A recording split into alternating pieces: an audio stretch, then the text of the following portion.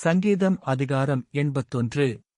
நம்முடைய பெலனாகிய தேவனை கெம்பீரமாய்ப் பாடி, யாக்கோபின் தேவனைக் குறித்து ஆர்ப்பரியுங்கள். தம்புரு வாசித்து, வீணையையும் இனிய ஓசையான சுரமண்டலத்தையும் எடுத்து, சங்கீதம் பாடுங்கள். மாதப்பிறப்பிலும் நியமித்த காலத்திலும் நம்முடைய பண்டிகை நாட்களிலும் எக்காளம் ஊதுங்கள். இது இஸ்ரவேலுக்கு பிரமாணமும் யாக்கோபின் தேவன் விதித்த நியாயமுமாயிருக்கிறது. நாம் அறியாத பாஷையைக் கேட்ட எகிப்து தேசத்தை விட்டு புறப்படுகையில் இதை யோசேப்பிலே சாட்சியாக ஏற்படுத்தினார். அவன் தோளை சுமைக்கு விலக்கினேன், அவன் கைகள் கூடைக்கு நீங்கலாக்கப்பட்டது. நெருக்கத்திலே நீ கூப்பிட்டாய், நான் உன்னை தப்புவித்தேன். இடிமுழக்கம் உண்டாகும் மறைவிடத்திலிருந்து உனக்கு உத்தரவு அருளினேன். மேரிபாவின் தண்ணீர்களிடத்தில் உன்னை சோதித்து அறிந்தேன். என் ஜனமே கேள், உனக்குச் சாட்சியிட்டு சொல்லுவேன்.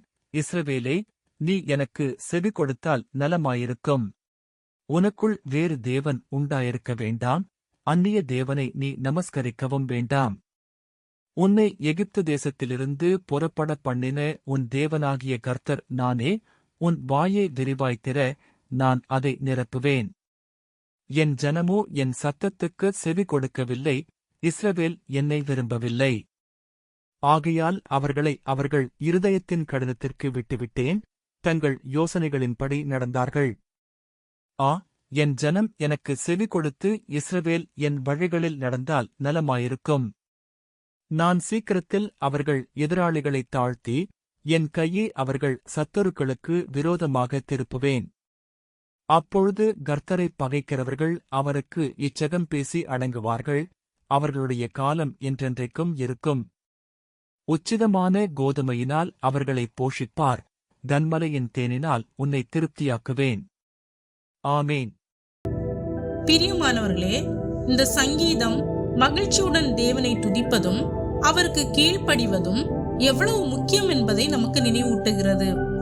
இது தேவன் தமது ஜனங்களை எகிப்தின் அடிமைத்தனத்திலிருந்து விடுவித்ததையும் பின்னர் அவர்கள் தேவனுடைய வார்த்தைக்கு செவி கொடாததையும் பற்றி கூறுகிறது. நாமும் சில வேளைகளில் நமக்கு உதவி செய்த தேவனை மறந்து வாழலாம். இந்த சங்கீதம் நம்மை உண்மையான மனம் திரும்புதலுக்கும் தேவனுடன் நெருங்கிய உறவுக்கும் அழைக்கிறது.